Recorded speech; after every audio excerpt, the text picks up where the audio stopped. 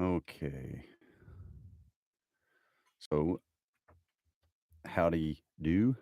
Welcome to the Culture Bumpkin live reading, etc. And yeah, so how this works is I'm on TikTok, I'm on YouTube Live, and then I take requests from either place and or just read, stuff that I like, and and then the replay will go up on YouTube. So, if anybody has a request on either YouTube or TikTok, let me know.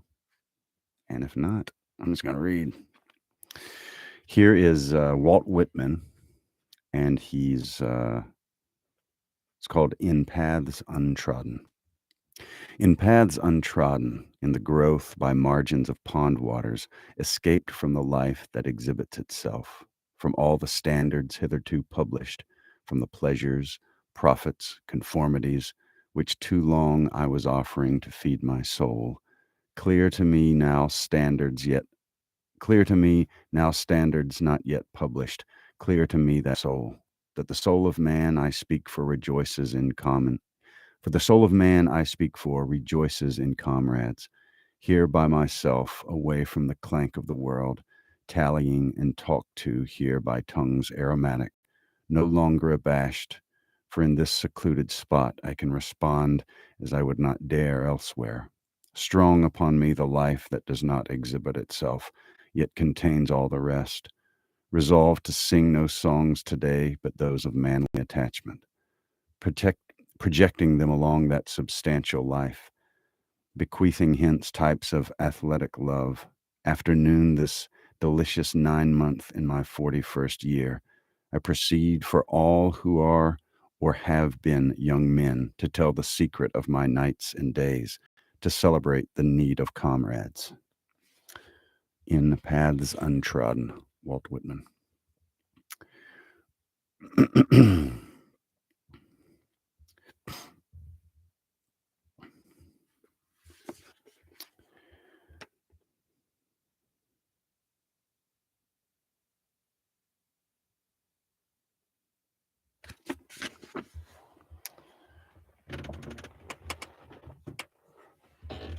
Let's see, here is book, The Dimensions of Poetry, which I really like. I got it for, I don't know, $1 the other day at used bookstore, which I frequently frequent.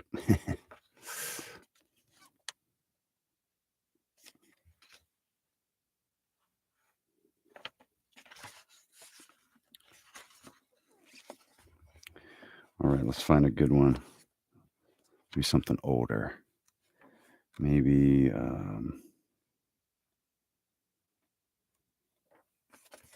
John Milton, On Time. I like that one. Fly, envious time, till thou run out thy race. Call on the lazy, leaden stepping hours, whose speed is but the heavy plummet's pace, and glut thyself with what thy womb devours, which is no more than that what is false and vain, and merely mortal dross. So little is our loss, so little is thy gain. For whenas each thing bad thou hast entombed, and last of all thy greedy self consumed, then long eternity shall greet our bliss with an individual kiss. And joy shall overtake us as a flood, when everything that is sincerely good and perfectly divine, with truth and love shall ever shine about the supreme throne of him to whose happy making sight alone, when once our heavenly guided soul shall climb, then all this earthly grossness quit, attired with stars, we shall forever sit, triumphing over death and chance and thee, O time. John Milton, On Time.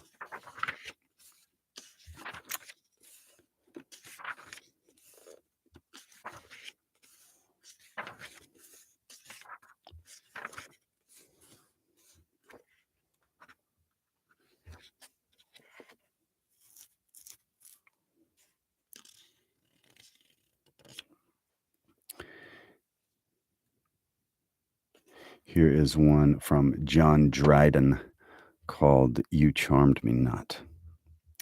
You charmed me not with that fair face, though it was all divine. To be another's is the grace that makes me wish you mine. The gods and fortune take their part, who like young monarchs fight, and boldly dare invade that heart, which is another's right. First, mad with hope, we undertake to pull up every bar, but once possessed, we faintly make a dull defensive war. Now every friend is turned a foe, in hope to get our store, and passion makes us cowards grow, which made us brave before.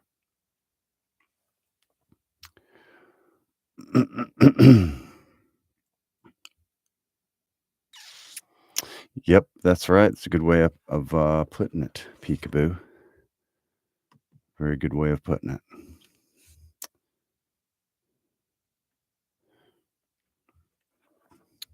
Hey, Eve. Margie, what's going on? Is Austin? Oh, yeah, Austin's in here. Hey, Austin, what's up, man?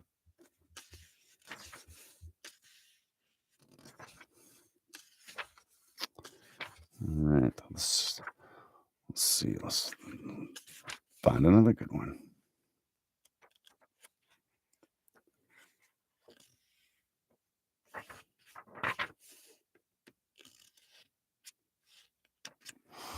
William Blake, A Poison Tree. I was angry with my friend. I told my wrath did end. I was angry with my foe. I told it not, my wrath did grow. And I watered it in fears, night and morning with my tears. And I sunned it with smiles and with soft, deceitful wiles. And it grew both day and night, till it bore an apple bright. And my foe beheld it shine, and he knew that it was mine. And into my garden stole when the night had veiled the pole. In the morning, glad I see my foe outstretched beneath the tree. A Poison Tree, William Blake.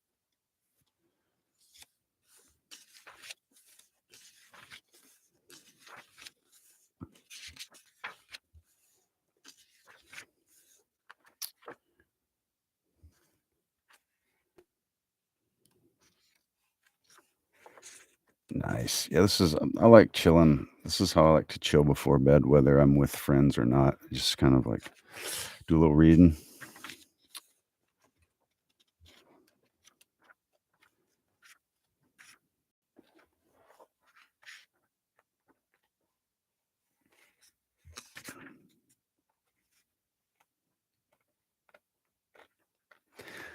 I did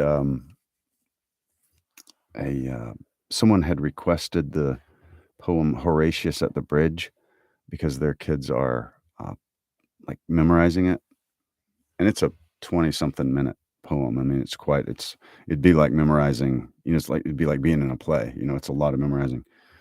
And the I just posted that, and then anyway, it was if you haven't heard that one, you should check it out. That's a really good one about old early Rome before it got all corrupt, and they're like fighting for their city. It's a really good one, written in the early or mid 1800s by Thomas Babington Macaulay. But it's far too long for yeah, send it to me on Instagram if you would. I can't access it, but maybe next time, but I'll definitely take a look at it because yeah, I wasn't exactly sure. So, different stuff comes up sometimes if it's not a poem.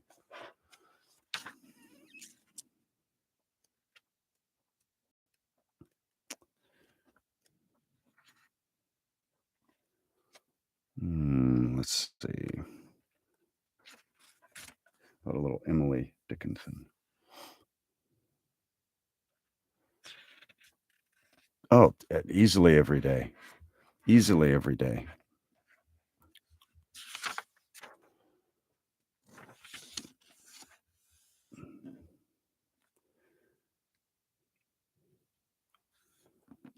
Emily Dickinson. Number 67. Success is counted sweetest by those who ne'er succeed. To comprehend a nectar requires sorest need. Not one of all the purple host who took the flag today can tell the definition so clear of victory. As he defeated, dying, on whose forbidden ear the distant strains of triumph burst agonized and clear. Emily Dickinson, number 67, according to this. Success is counted sweetest. Here's number 99. New feet within my garden go. New fingers stir the sod. A troubadour upon the elm betrays the solitude. New children play upon the green. New weary sleep below. And still the pensive spring returns, and still the punctual snow.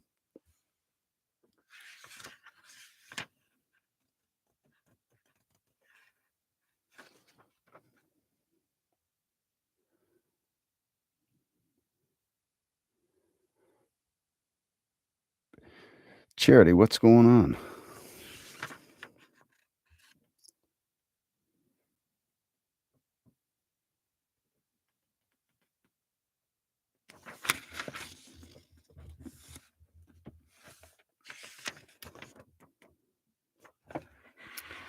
Here's Emily Dickinson again. Hope is the thing with feathers. Hope is the thing with feathers that perches in the soul and sings the tune without the words and never stops at all. And sweetest in the gale is heard, and sore must be the storm that could abash the little bird that kept so many warm. I've heard it in the chillest land and on the strangest sea, yet never in extremity it asked a crumb of me.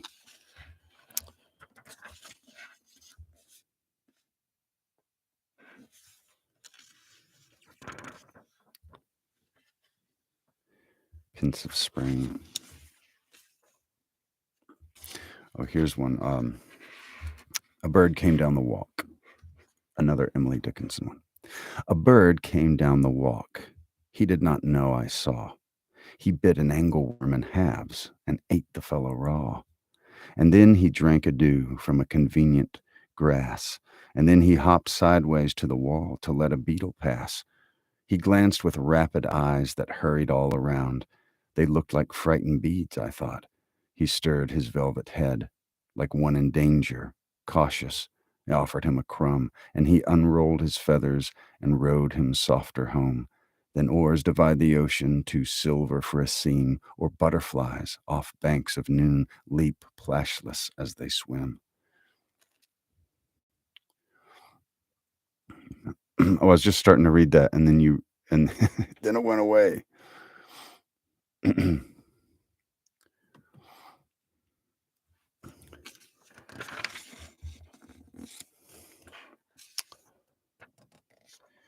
On YouTube, if you you can make a comment and then the person can retract it.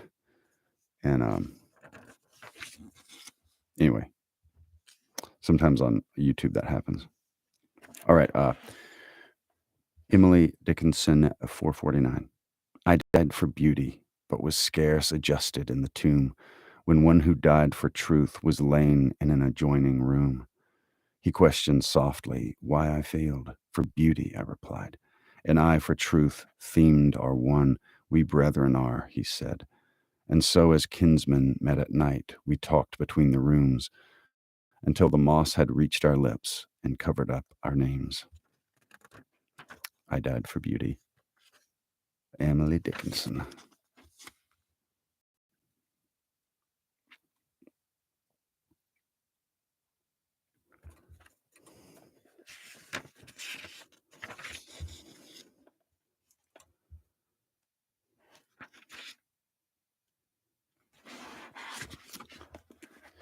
Here's another one of hers. Pain has an element of blank. It cannot recollect when it began, or if there were a time when it was not. It has no future but itself. Its infinite contain its past, enlightened to perceive new periods of pain.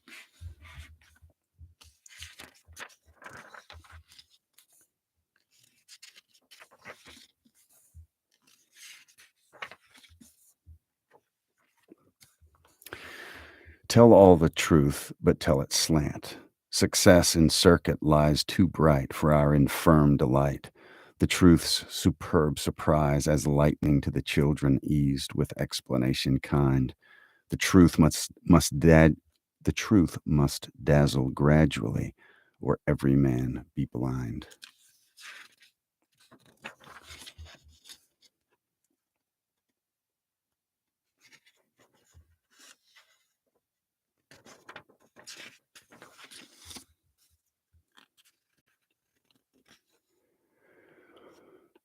Let's see. Rhyme of the Submariner. No, I don't think I have. I do not think that I have. Not on here anyway. Um, Maybe once. I'm not sure. Like on a live, but I don't think I recorded it. I don't think I've ever recorded it.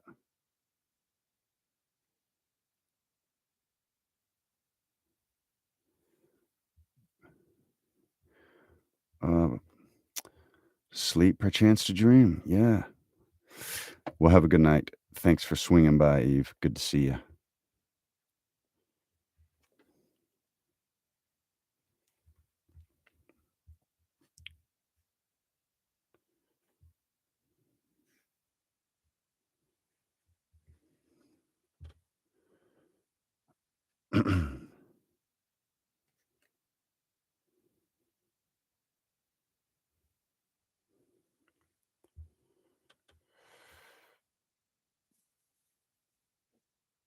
Mm, Jay, I appreciate that. Yeah, man, absolutely. Call me Jake. That is my name.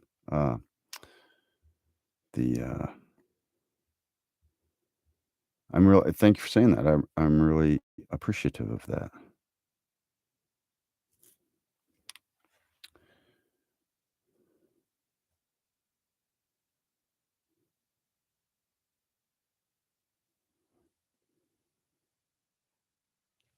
Okay, yeah, we can. The Oh, you do. Everybody. I mean, everybody has a great voice. I mean, I think everybody's got a great voice. All you got to do is just practice. Just like, um, uh,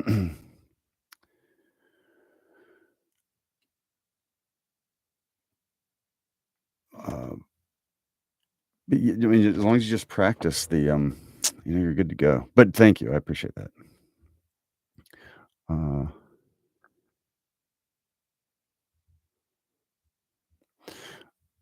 oh, good deal. Well, no worries there. Well, I'm glad that, I'm glad you enjoy the readings. And, yeah.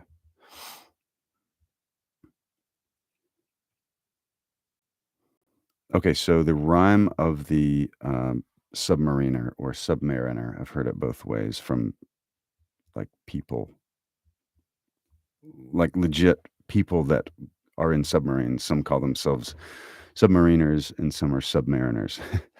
So pick your poison. Um, the So it goes. All are hushed and making no sound. Then with dismay, we're suddenly pinged at our submarine's hull, and then to rebound to the warship, our position is revealed. So on a surface ship in the Navy, they'll send out a sonar signal, and it sounds like a ping, like it's literally a ping, and you'll see it in the movies and stuff. So the ping, ping, and when it hits a submarine or something underwater, it comes back, and so it says, "With dismay, we're suddenly pinged." That means there's a bad guy that wants to sink them. And then to the warship, our position is revealed. So now they know they're up there, or the guys on the ship know that the submarine is beneath them. A warning signaled as the sonar man listens. Splashes of depth charges. That's a water bomb. He has just heard. In the red light of combat, your skin glistens. A lump of fear in your throat and no word. Red light is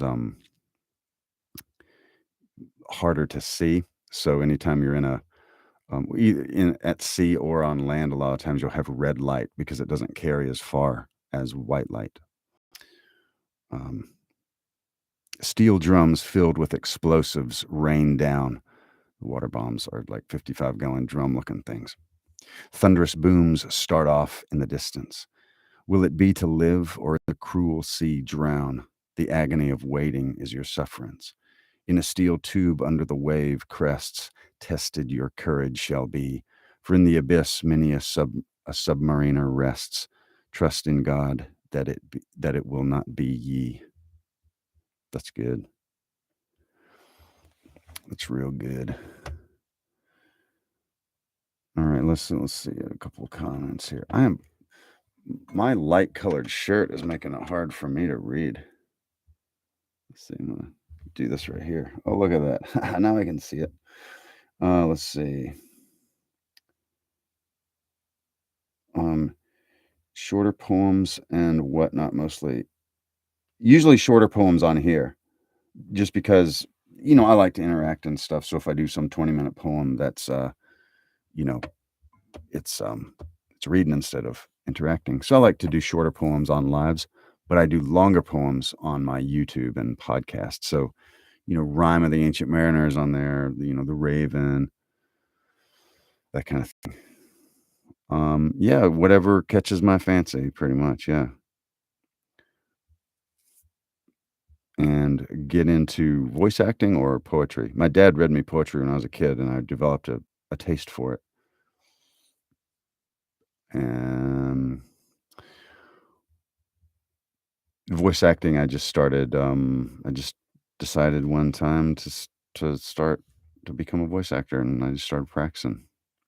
A few years later, I was uh, do an audiobook of Harry Potter. The Jim Dale does not get any better than that. I could not. It, You'd be wasting your money. You should go and buy the one of Jim Dale because he's so good. Jim Dale is the man for that Harry Potter stuff. Incredible performance. Um, did you catch the guy who attacked us? Absolutely, you bet. What? Whose poem did you read for the first time that has impacted you the most personally? Probably William Blake, The Lamb. My dad read it to me. That was one of the early ones. Another one called A Wet Sheet and a Flowing Sea, about going to sea. That was an early one.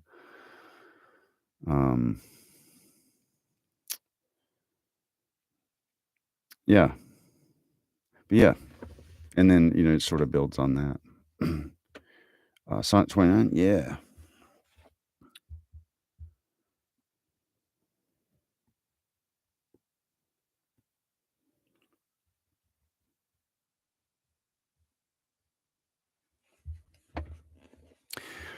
Sonnet 29 by William Shakespeare. When in disgrace with fortune and men's eyes, I all alone beweep my outcast state, and trouble deaf heaven with my bootless cries, and look upon myself and curse my fate, wishing me like to one more rich in hope, featured like him with friends possessed, desiring this man's art and that man's scope, with what I most enjoy, contented least. Yet in these thoughts myself almost despising, haply I think on thee. And then my state, like to the lark at break of day arising from sullen earth, sings hymns at heaven's gate. For thy sweet love remembered such wealth brings, for that then I scorn to change my state with kings. Good one. Let's see. Definitely need a link. If you're talking about the longer poetry, yeah, I've got a link tree in my bio, and there'll be like that'll get you to my YouTube or podcast, whatever kind of your thing is. I mostly put everything I do on both of them. It's just a matter of kind of what like I'm more of a YouTuber. Like if I'm going to listen to poetry, I'll probably find it on YouTube. But other people would rather do it on podcast or whatever. So I kind of have both.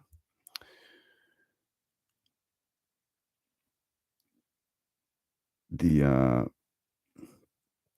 yeah, I definitely, a lot of people inspire me. A lot of people here on TikTok, on YouTube. It might be celebrities that we all know, and it could be just somebody that's really good at it that hardly has any following. Just I like looking for inspiration.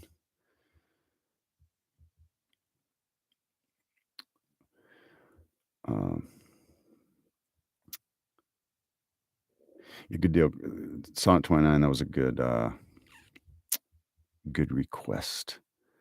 What type of work is your favorite? Well, it depends. I like a lot of stuff.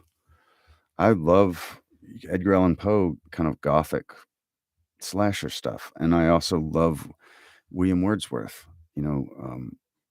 talking about daffodils, and, I like, laughing with O. Henry or Mark Twain. I just like good writing, I guess, and I've kind of, um I think most people that are artistic at all, um, the, you're gonna have, you know, maybe you're moody or whatever, and you sort of whatever mood you're in is what you wanna hear. So, um, thanks for the hearts. The Raven is on my YouTube, and I'm about to do the Telltale Heart. Good night. Have a good one. Thanks for swinging by. Good talking to you.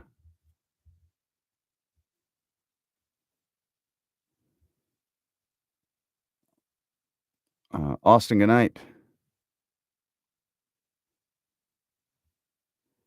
And, Jay, yeah, no worries. I like these kind of questions. Always,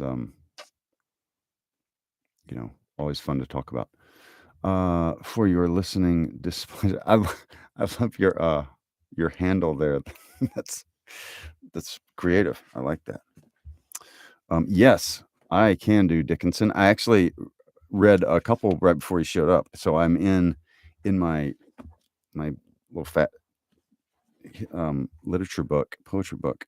I'm in the Emily Dickinson section actually. So, do you have anything in particular, or shall I surprise us?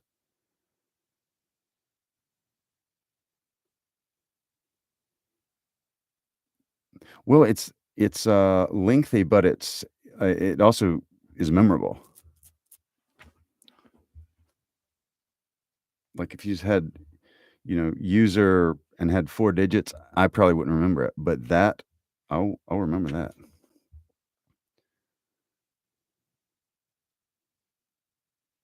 Nobody. Good evening. Good evening. Good evening. Okay, I will surprise you. I will surprise you. Yeah, I'm gonna try to do the Telltale Heart probably this week sometime. So that's one of the ones I've done a couple, I poll people, I like to ask, like, what do you if you like Poe, what do you like? And, a lot of people say Poe or, say Telltale Heart is one of their favorites, so, um, okay. So, here is Emily Dickinson. Your thoughts don't have words every day. They come a single time like signal esoteric sips of the communion wine, which while you taste so native seems so easy to be, you cannot comprehend its price nor its infrequency.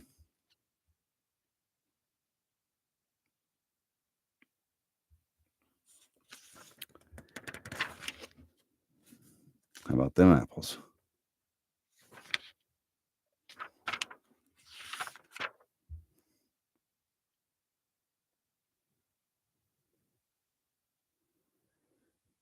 I don't even know what that is, but it sounds fun. It sounds insane.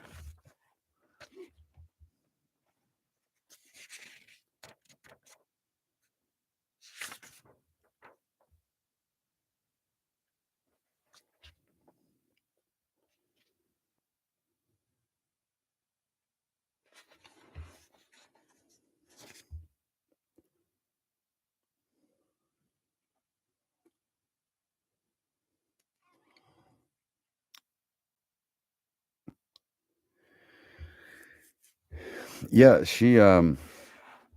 I don't know if she put numbers to them or if someone else did it, but the first line is always a real banger, it seems like. And yeah, I guess that's what she considers her titles. But they're very memorable. Alan Parson did a album. Interesting. That's cool. I hadn't heard that.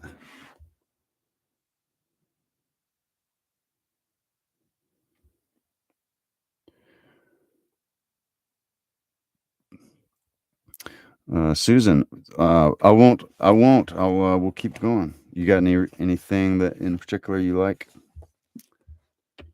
Um,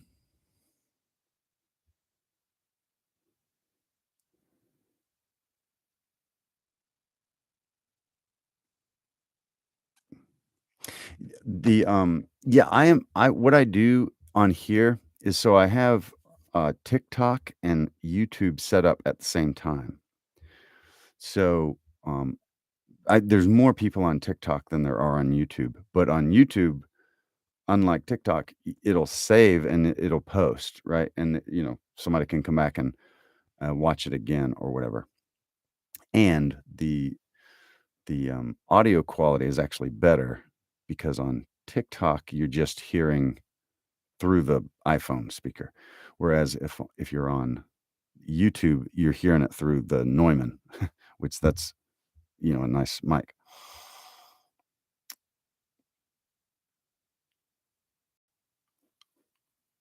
Anything. Okay. All right. All right. Let's see. We got a couple requests here. Could you do Beautiful Night by Danny Spiker? Let's see. Let's try to look that one up.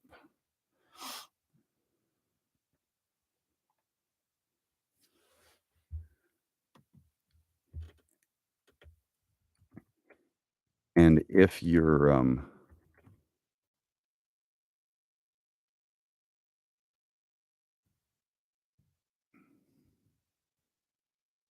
have a TikTok account, you can go. This is where you would see the other comments. Okay, where Danny Spiker. Do you I don't know what to call you for your listening displeasure. I love that, but it's also takes a long time to say it. Are you a writer?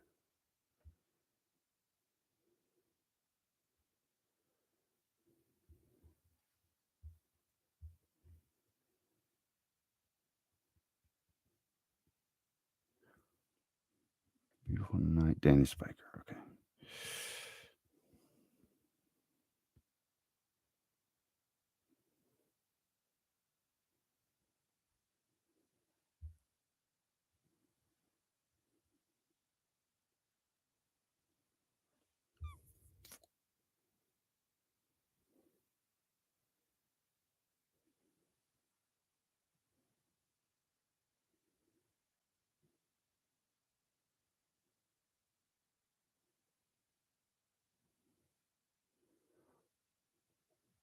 Mm, I I do not see that one. Beautiful Night. Yeah, some other ones are popping up, but I don't see that one. A lot of times, if it's someone that's still alive, which he appears to be, uh, a lot of it's copyrighted, so they're not as easy to find as the older stuff.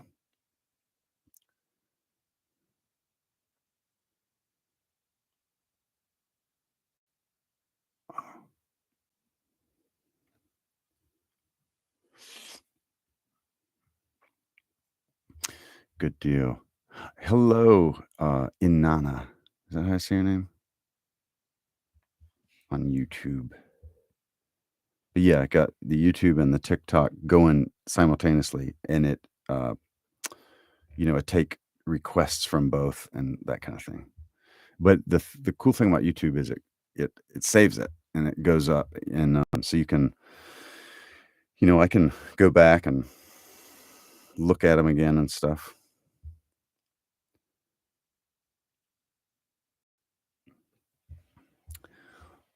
Shakespeare's love sonnets, absolutely.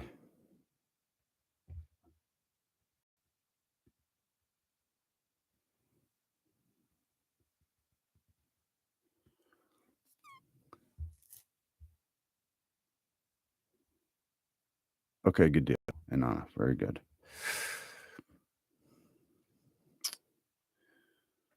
All right, so let's see, what's a good you have one in particular you're thinking of? Shakespeare love sonnet wise? 18, 116, something like that. Those are the probably the two most popular ones, but of course it's got 150 something.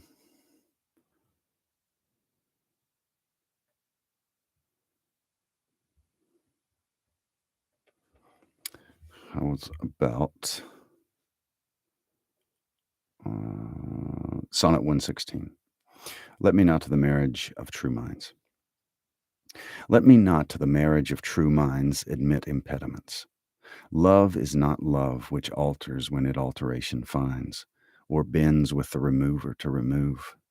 Oh no, it is an ever fixed mark that looks on tempests and is never shaken. It is the star to every wandering bark, whose worth's unknown, although his height be taken. Love's not time's fool, though rosy lips and cheeks beneath his bending, within his bending sickle's compass come. Love alters not with his brief hours and weeks, but bears it out even to the edge of doom.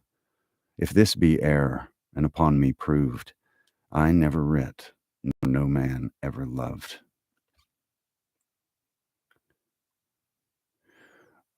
Oh, Kristen, okay, let's see. William Faulkner style. Okay, okay. Poetry dipping in some fiction. Very good. Very, very cool. Ever song, ever so song lyrics. Um, I'm not. You're saying, do you do song lyrics? Is that what you mean? Usually, I keep it to poetry. Um, but I mean, if it's a poetic type song, maybe. But people. I don't really do like pop songs and stuff. I'd rather just read the good stuff, the old stuff.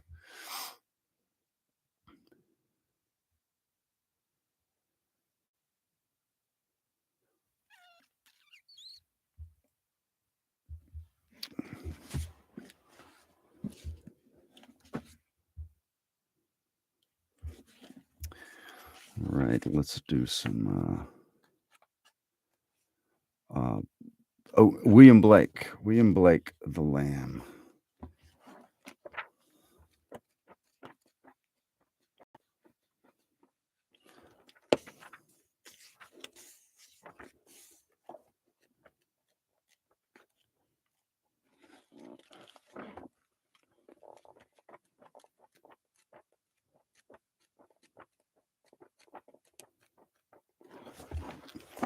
Oh, myself looking on my little pad. All right, William Blake, The Lamb.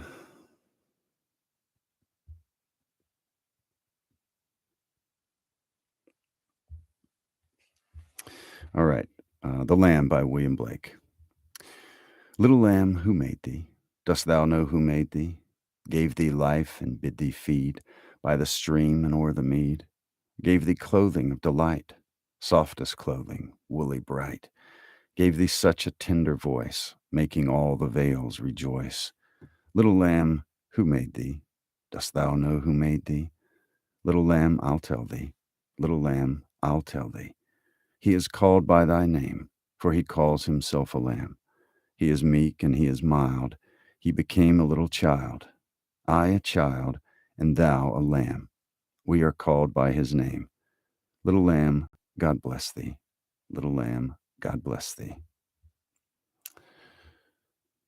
So then you got to do the tiger by William Blake. Tiger, tiger, burning bright in the forests of the night, What immortal hand or eye could frame thy fearful symmetry? In what distant deeps or skies burnt the fire of thine eyes? On what wings dare he aspire? What the hand dare seize the fire? And what shoulder and what art could twist the sinews of thy heart? And when thy heart began to beat, what dread hand and what dread feet? What the hammer? What the chain? In what furnace was thy brain? What the anvil? What dread grasp dare its deadly terrors clasp? When the stars threw down their spears and watered heaven with their tears, did he smile his work to see? Did he who made the lamb make thee? Tiger, tiger, burning bright in the forests of the night, what immortal hand or eye dare frame thy fearful symmetry? That's William Blake, The Tiger and the Lamb.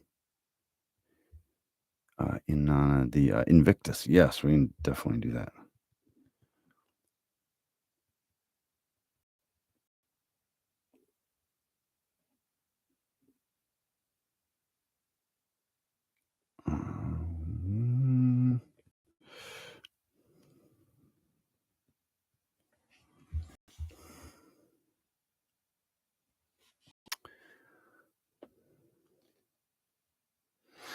Um, that's a good expletive. What the hammer? What the hammer? All right. Invictus by William Ernest Henley.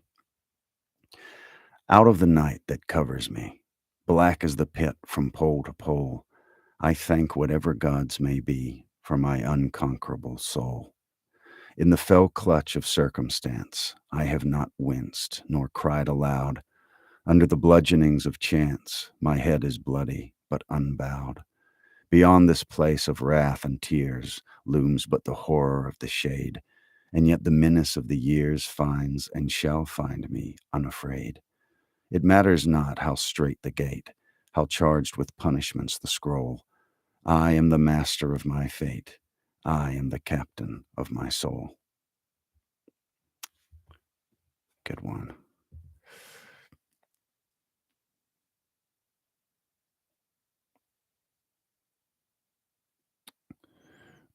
Puck's final speech. I second Puck's final speech. Remind me of what play that's from. Never give all the heart. Yeats. Let's see. Let us see if we can find that one. Actually, I have a whole book of Yeats in here, but anyway. Yeah, let's definitely try to find that one. Never give all the heart. All right.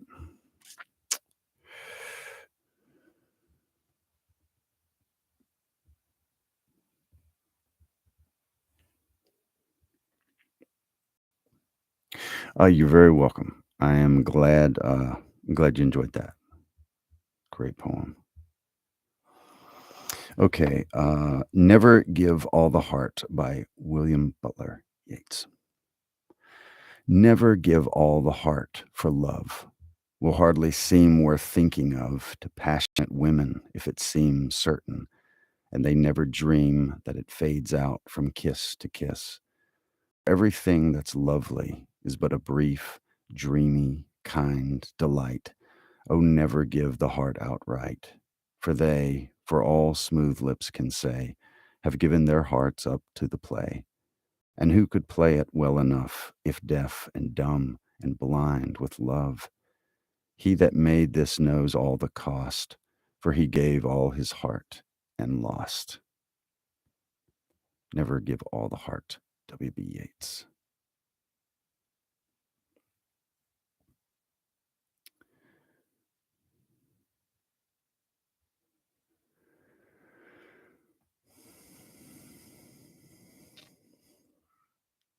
Yeah, this is it's fun. It's a good time, you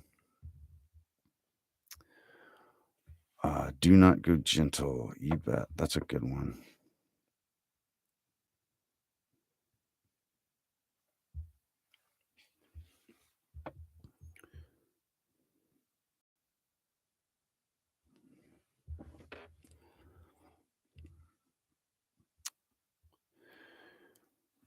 Do Not Go Gentle into That Good Night by Dylan Thomas.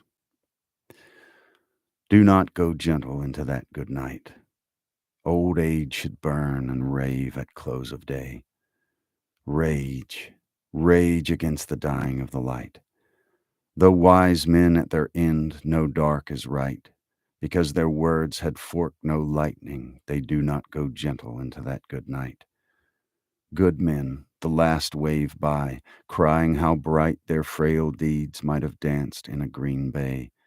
Rage, rage against the dying of the light.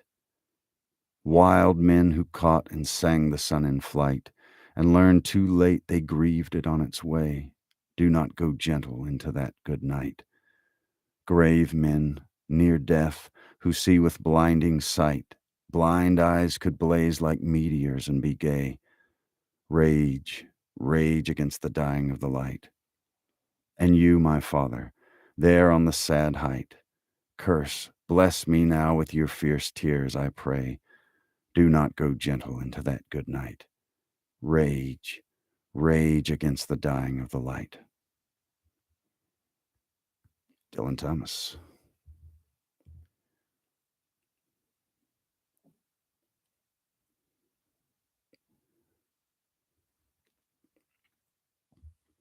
Oh, that's a good one. The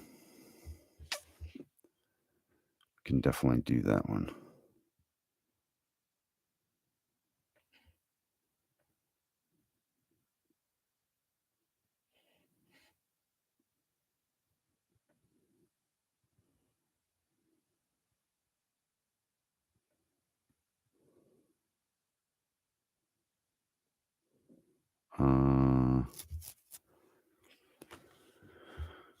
Oh, you're very welcome. You're very welcome. Great. All right, what is the like scene act, that kind of thing, for the puck one?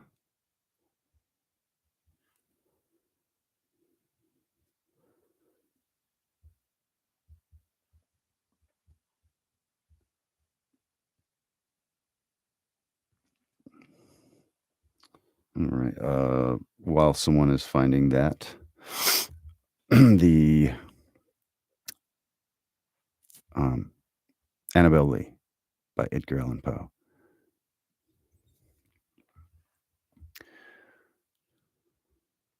Oh, good deal. Good deal. Okay. Annabel Lee by Edgar Allan Poe. It was many and many a year ago, in a kingdom by the sea, that a maiden there lived, whom you may know, by the name of Annabel Lee. And this maiden she lived with no other thought than to love and be loved by me. I was a child, and she was a child, in this kingdom by the sea, but we loved with a love that was more than love, I and my Annabel Lee, with a love that the winged seraphs of heaven coveted, her and me. And this was the reason that long ago, in this kingdom by the sea, a wind blew out of a cloud, chilling my beautiful Annabel Lee, so that her high-born kinsman came and bore her away from me, to shut her up in a sepulchre in this kingdom by the sea. The angels, not half so happy in heaven, went envying her and me. Yes, that was the reason, as all men know, in this kingdom by the sea, that the wind came out of the cloud by night, chilling and killing my Annabel Lee. But our love, it was stronger by far than the love of those who were older than we, of many far wiser than we. And neither the angels in heaven above, nor the demons down under the sea, can ever dissever my soul from the soul of the beautiful Annabel Lee. For the moon never beams without bringing me dreams of the beautiful Annabel Lee, and the stars never rise but I feel the bright eyes of the beautiful Annabel Lee. And so all the night tide I lie down by the side of my darling, my life and my bride, in her sepulchre there by the sea, in her tomb by the sounding sea. So Annabel Lee. I love that one. Act 5, Scene 1. Thanks. Saved me a lot of time.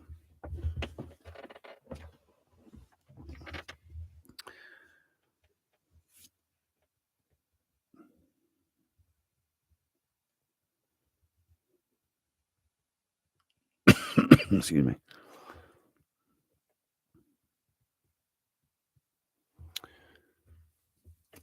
You're very welcome. I'm glad you like that. I love that poem. I love Annabelle Lee, but I just like Poe in general.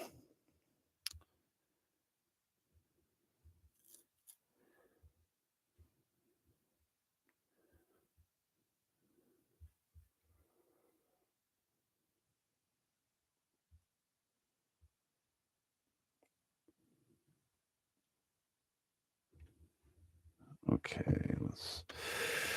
Hmm. Okay, here we go.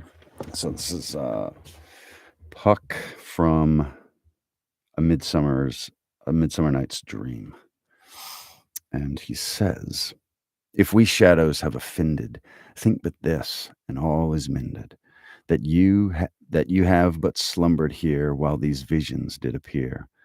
In this weak and idle theme, no more yielding but a dream, gentles do not reprehend.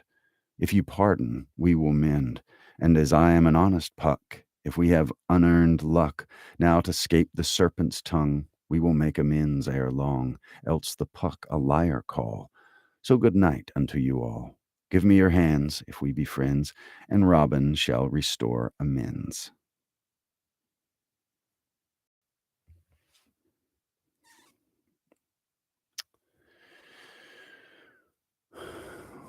Yeah, it's about somebody's wife dying, so that's always depressing.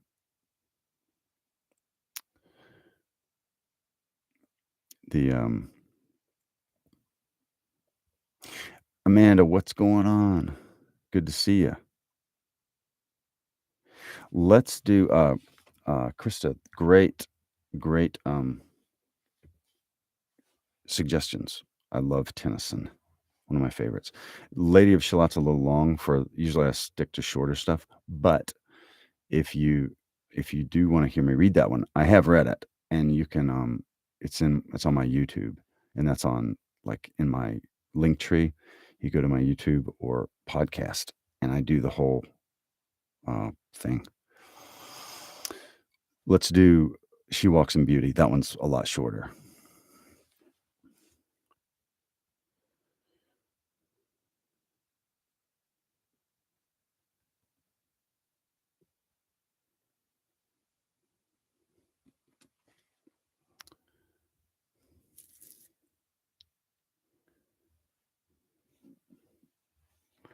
Good deal.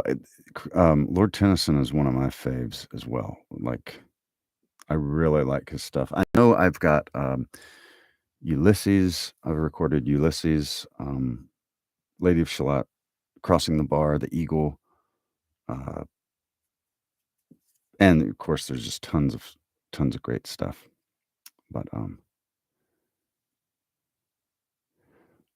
thank you, Scott. I appreciate it. And Jubes, we are about to do some Tennyson.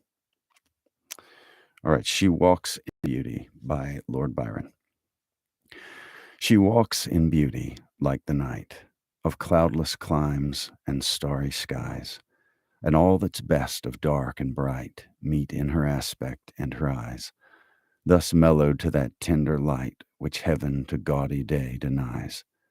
One shade the more, one ray the less, had half impaired the nameless grace which waves in every raven tress, or softly lightens o'er her face, where thoughts serenely sweet express how pure, how dear their dwelling place.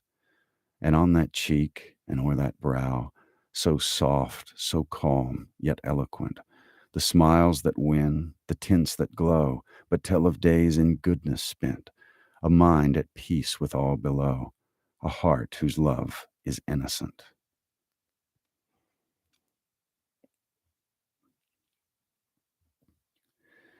The You bet, you bet. Let's see, Lightning Brigade. Charge of the Light Brigade, perhaps? Here's what I would tell you about that. That is a loud poem if you do it right, right? To do that one justice, it needs to sound like you're going into battle. So I don't wanna do it on a sleep like a sleep reading, because I know most of us are, like, lounging right now. I don't wanna wake anybody up. That would be rude of me, but I have done that, and I love that poem.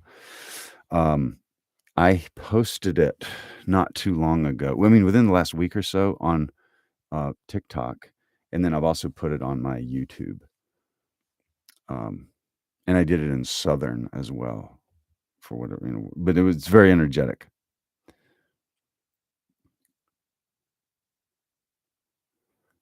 So I would refer you just for the sheer volume of it. Um, and yeah, I heard somebody do it one time, and it was like, I mean, it was a good reading, had a good voice, and it was a well-known like narrator, but it was um,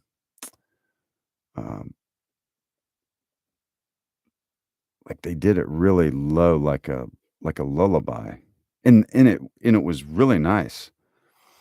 Um, but it just sounded. I was like, no, that's not what it's supposed to be. He's yelling. Anyway,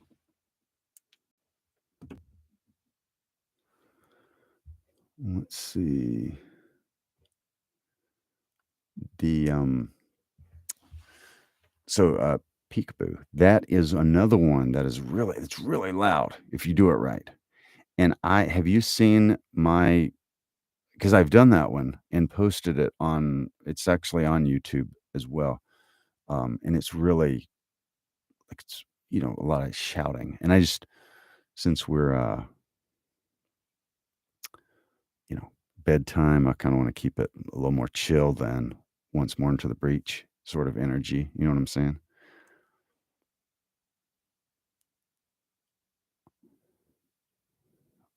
Okay, stopping by woods on a snowy evening. But what I and I could do this with Charge of the Light Brigade too, I guess, is just sort of read it at a much lower, you know, just read it instead of yell it or whatever. Could do that.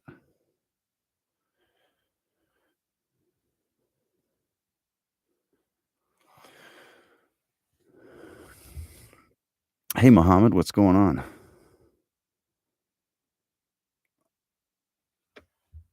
All right, Stopping by Woods on a Snowy Evening by Robert Frost. Whose woods these are, I think I know. His house is in the village, though. He will not see me stopping here to watch his woods fill up with snow.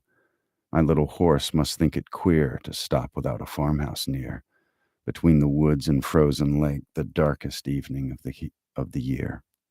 He gives his harness bells a shake to ask if there is some mistake. The only other sounds the sweep of easy wind and downy flake.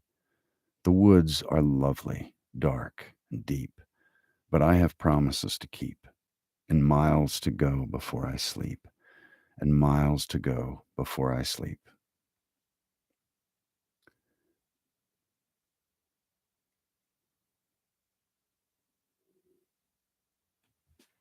Um,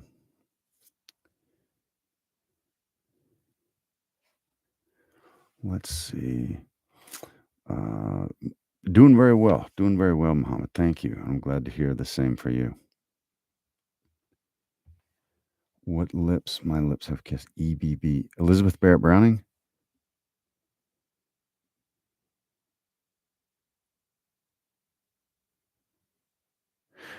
The well, what we could do, I'm happy to read it and in this tone of voice. It's not the words per se that are loud, it's the volume because it's not the way that I posted it on YouTube is not relaxing in the least. But the words are amazing. They're poetic. You could um, definitely do that.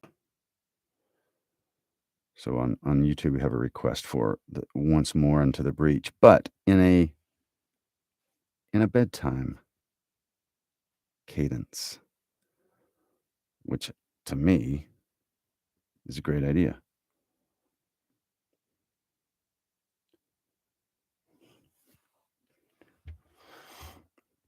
There's no reason why we couldn't do that with lightning hands. Thank you. Um, with Charge of the Light Brigade, if we really are feeling that. All right. This is from Henry V, and it's King Henry outside of a castle in France. Um, and it says, "Once more into the breach, dear friends, once more, or close the wall up with our English dead. In peace there's nothing so becomes a man as modest stillness and humility. But when the blast of war blows in our ears, then imitate the action of the tiger. Stiffen the sinews, summon up the blood, disguise fair nature with hard favored rage. Then lend the eye a terrible aspect. Let pry through the portage of the head like the brass cannon. Let the brow o'erwhelm it as fearfully as doth a galled rock o'erhang and jutty his confounded base, swilled with the wild and wasteful ocean. Now set the teeth and stretch the nostril wide. Hold hard the breath and bend up every spirit to his full height. On, you noblest English, whose blood is fet from fathers of war-proof, fathers that like so many Alexanders have in these parts from morn till even fought and sheathed their swords for lack of argument. Dishonor not your mothers. Now attest that those whom you called fathers did beget you. Be copy now to men of grosser blood, and teach them how to war. And you, good yeoman, whose limbs were made in England, show us here the mettle of your pasture. Let us swear that you are worth your breeding, which I doubt not. For there is none of you so mean and base that hath not noble lustre in your eyes. I see you stand like greyhounds in the slips, straining upon the start. The game's afoot. Follow your spirit, and upon this charge cry God for Harry, England, and St. George."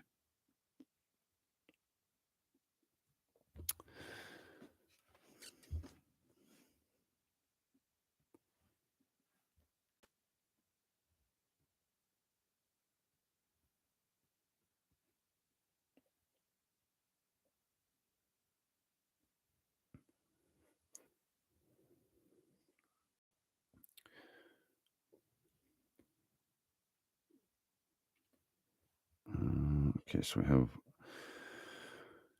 the good. I'm glad you enjoyed that.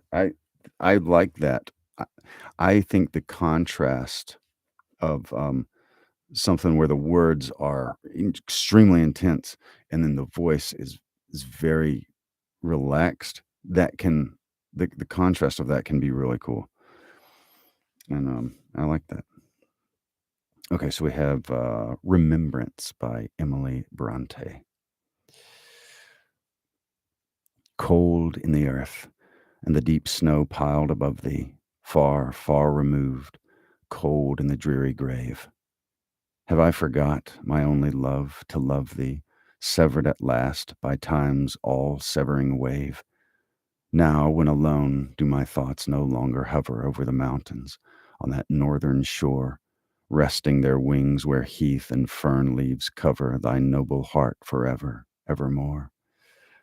Cold in the earth, and 15 wild Decembers from those brown hills have melted into spring. Faithful indeed is the spirit that remembers after such years of change and suffering. Sweet love of youth, forgive if I forgot thee, while the world's tide is bearing me along. Other desires and other hopes beset me, hopes which obscure but cannot do thee wrong. No later light has lightened up my heaven. No second morn has ever shone for me. All my life's bliss from thy dear life was given. All my life's bliss is in the grave with thee. And when the days of golden dreams had perished, and even despair was powerless to destroy, then did I learn how existence could be cherished, strengthened, and fed without the aid of joy. Then did I check the tears of useless passion, weaned my young soul from yearning after thine, sternly studied its burning wish to hasten down to that tomb already more than mine. And even yet I dare not let it languish, dare not indulge in memory's rapturous pain, once drinking deep of that divinest anguish, how could I seek the empty world again?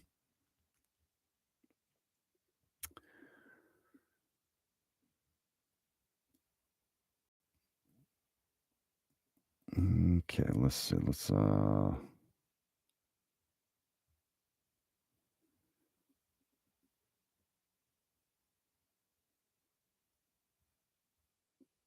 Amanda Franz Kafka. What anything in particular?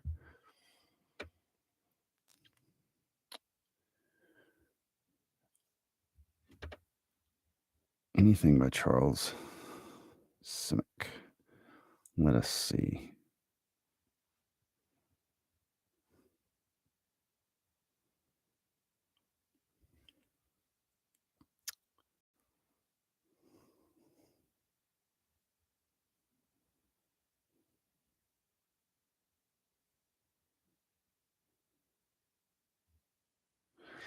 Here's Autumn Sky, Charles Simic.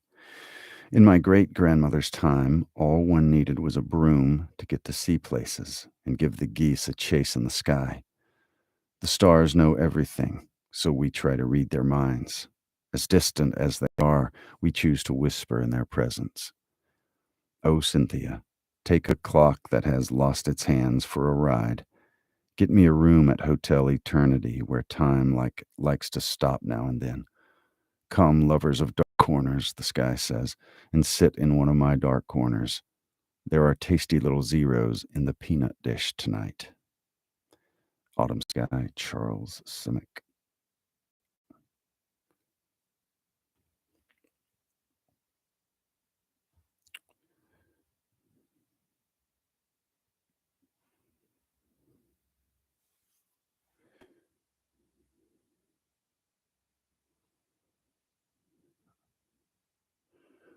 Um, do not stand at my grave. There's one by called that's pretty well known by Claire Harner. Um,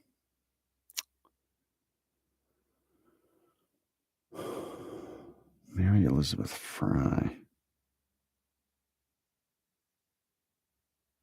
Well, I'm already at this one, and it's called the same thing, and it's really good. So I'll read the Claire Harner version. Do not stand at my grave and weep. I am not there. I do not sleep. I am a thousand winds that blow. I am the diamond glints on snow. I am the sunlight on ripened grain. I am the gentle autumn rain. When you awaken in the morning's hush, I am the swift uplifting rush of quiet birds in circled flight. I am the soft stars that shine at night. Do not stand at my grave and cry. I am not there. I did not die.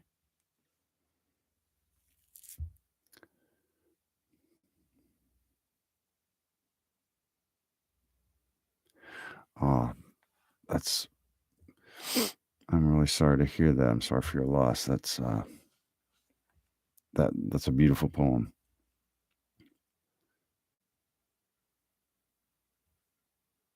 Mm.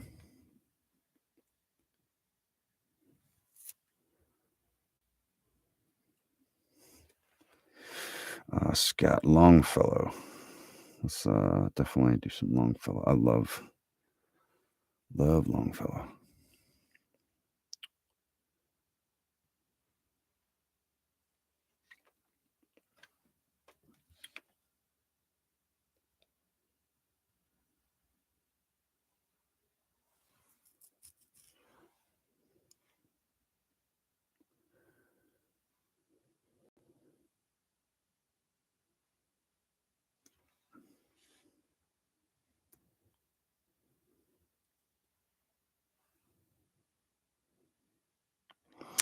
Here is Aftermath by Henry Wadsworth Longfellow.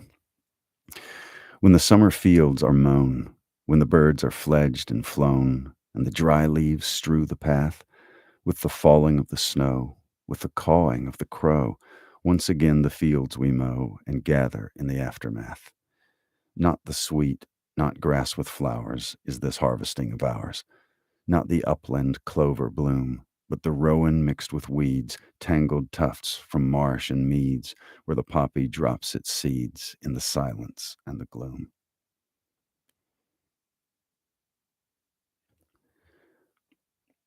To Autumn by Keats.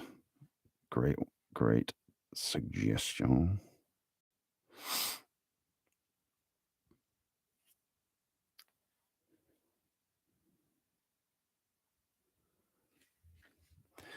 All right. To Autumn by John Keats.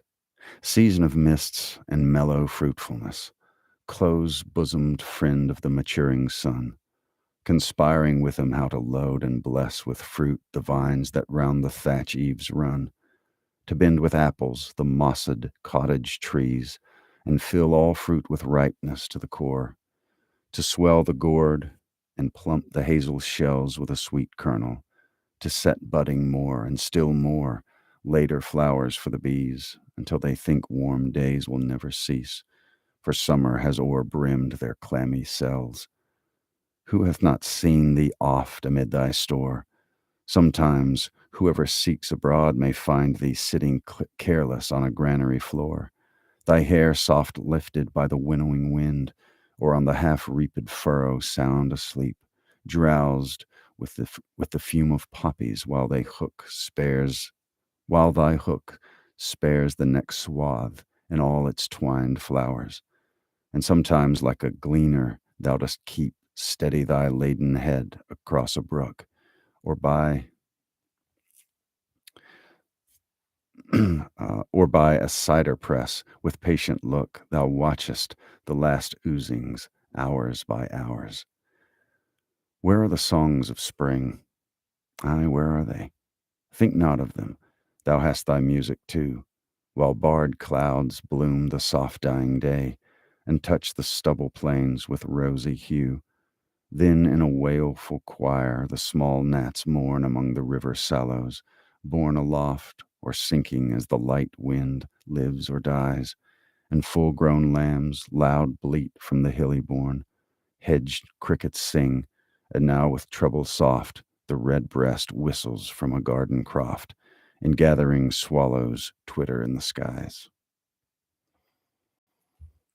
John Keats.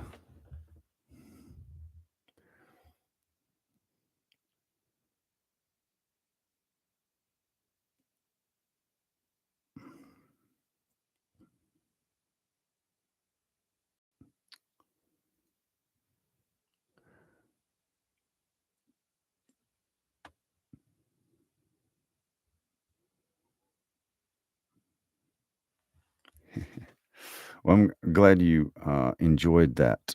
The Once More Into the Breach. I think that's a really good one.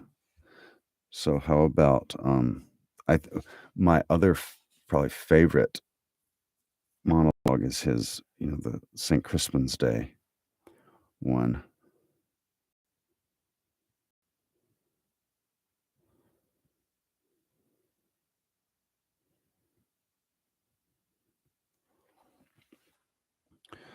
Um,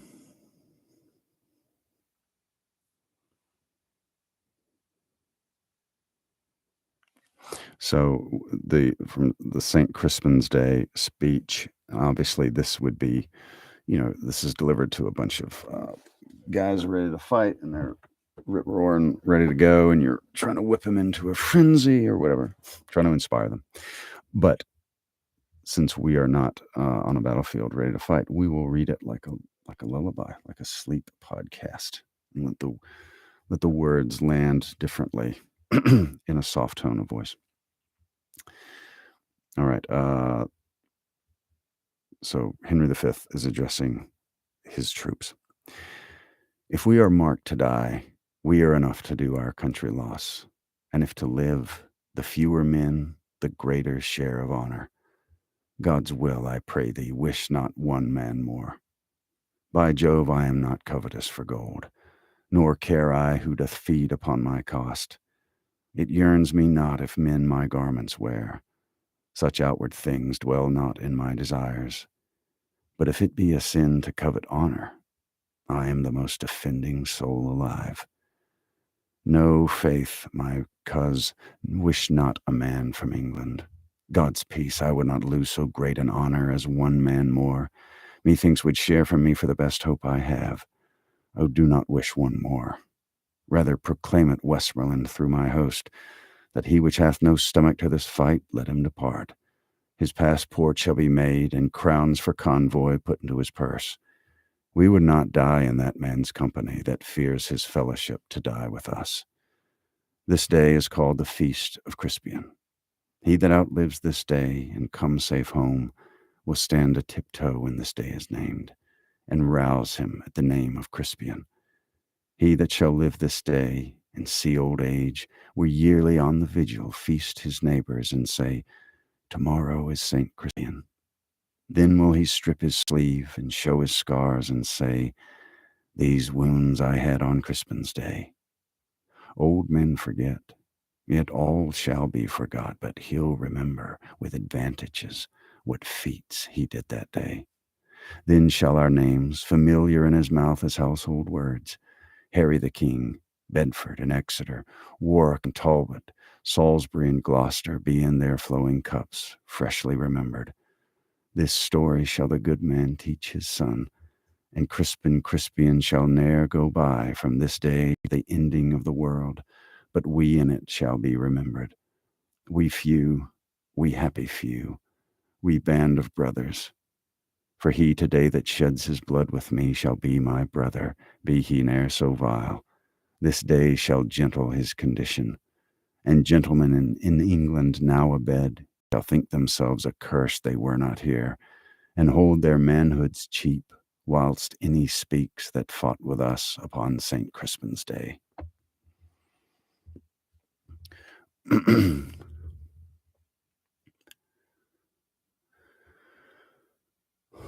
Well, I am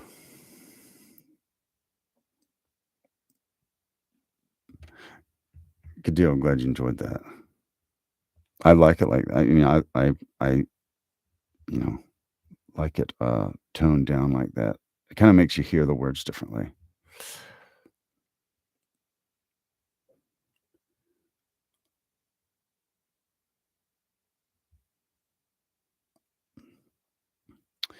Um, I have to run. My phone is about to die. I am actually in the exact same boat as you. So I am about to bid you all a very fond farewell myself. So I'm sorry for the request that I have not gotten to, but I'm gonna have to head on out myself. But Mondays and Thursdays is now Inanna, phone's dying. TikTok is dying. This is on another power source, so we'll do a couple more on YouTube. Anyway, Susan, thank you for coming by. I had a lot of fun and great suggestions by everybody.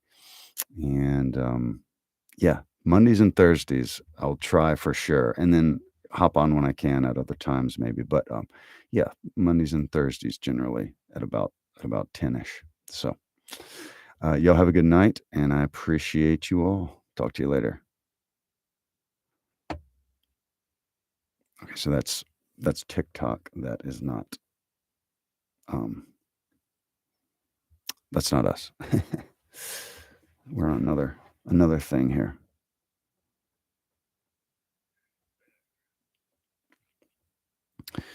So yeah, if you have any more requests, let me know.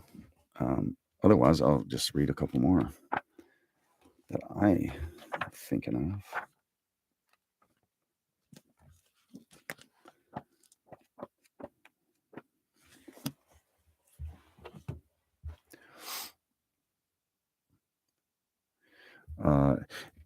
Let's see. Yes, 10ish Central Time is when I try to do it. 10 to 10:30, I try to hop on and do a little live. Now, a lot of the times in the day, I've been doing Jane Austen, doing my Pride and Prejudice, and I'll do it on here, but it's usually earlier in the day. But yeah, the kind of the poetry reading one is is in the evening. Okay, let me do Bright Star, John Keats, real quick, and then we'll do some Langston Hughes. Okay, yeah, Pacific time. So yeah, you're a little earlier. Bright star, would I were steadfast as thou art, not in lone splendor hung aloft the night, and watching with eternal lids apart, like nature's patient, sleepless eremite, the moving waters at their priest-like task of pure ablution round earth's human shores, or gazing on the new soft fallen mask of snow upon the mountains and the moors. No, yet still steadfast, still unchangeable, pillowed upon my fair love's ripening breast, to feel forever its soft fall and swell, awake forever in a sweet unrest, still, still to hear her tender taken breath, and so live forever, or else swoon to death. Bright Star, John Keats.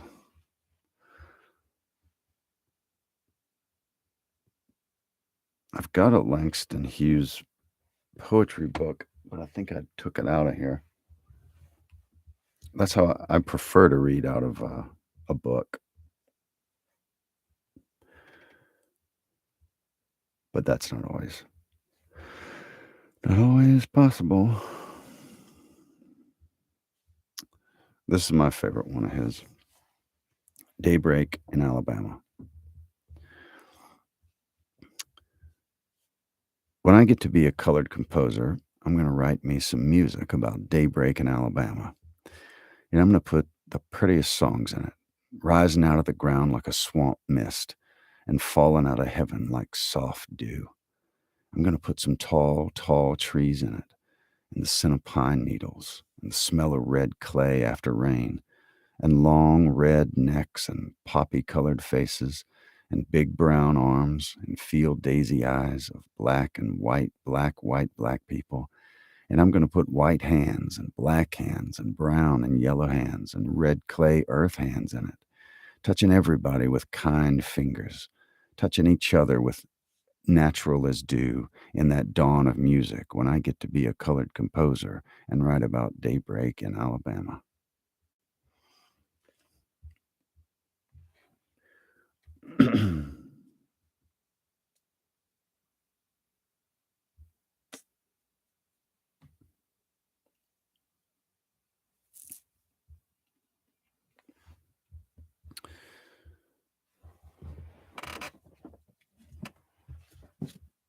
Let's see. Those are some good ones. You can do both. They're nice and short.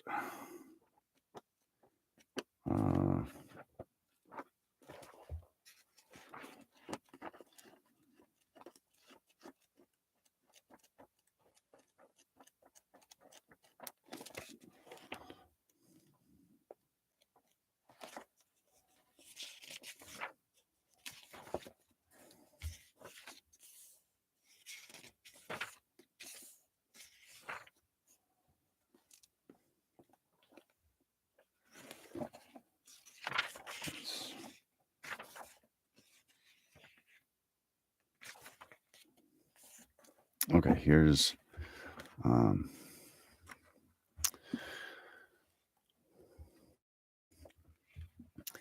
yeah, it's great. I love that one. Just excuse me. Yeah, it's probably my favorite one of his, and he has a lot of good stuff, but that's one of my favorites. Um, Absolutely, it's always. I mean, I like just hanging out with other folks that like poetry and appreciate it and that kind of thing. So, absolutely, absolutely. Here is Emily Dickinson. Hope is the hope is the thing with feathers. Excuse me. Hope is the thing with feathers that perches in the soul and sings the tune without the words and never stops at all. And sweetest in the gale is heard, and sore must be the storm that could abash the little bird that kept so many warm. I've heard it in the chillest land and on the strangest sea, yet never in extremity it asked a crumb of me.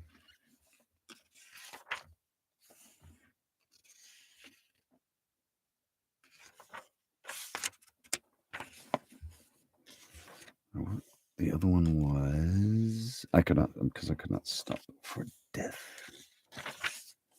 I know that one's in here.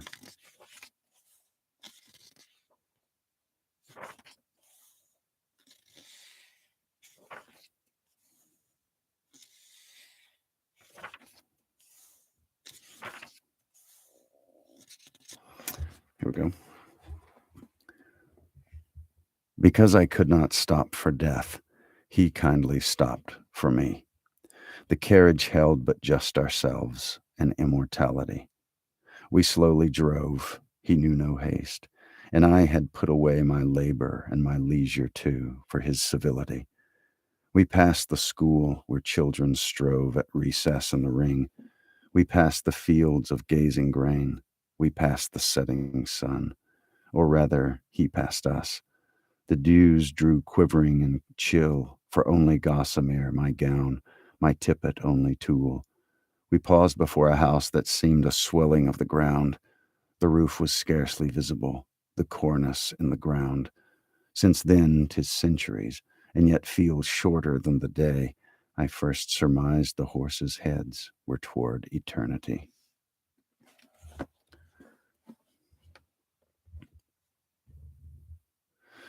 Excuse me.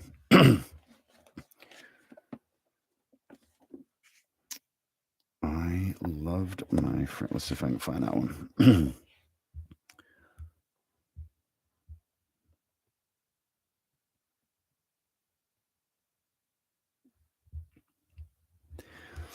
This will probably be the last one.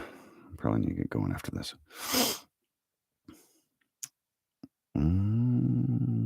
Okay. I loved my friend. He went away from me. There's nothing more to say. The poem ends, soft as it began. I loved my friend. He's such a good poet. I love his stuff.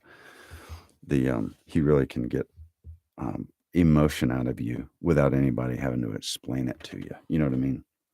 Some poetry, you kind of have to have someone take your hand and walk you through what the poet meant or may have meant. Whereas this, it's just you don't have to. You be like me. I like poetry, but I'm not trained in it, and it's just it'll get a emotional response out of you. It'll bring up some memories or help you relate. He's great, great. Yeah, it gets right to the point, and yeah. Well, thank y'all so much for hanging out, reading some poems. Um, we'll definitely do this again very soon. I hope to see y'all and hope you have a fantastic night.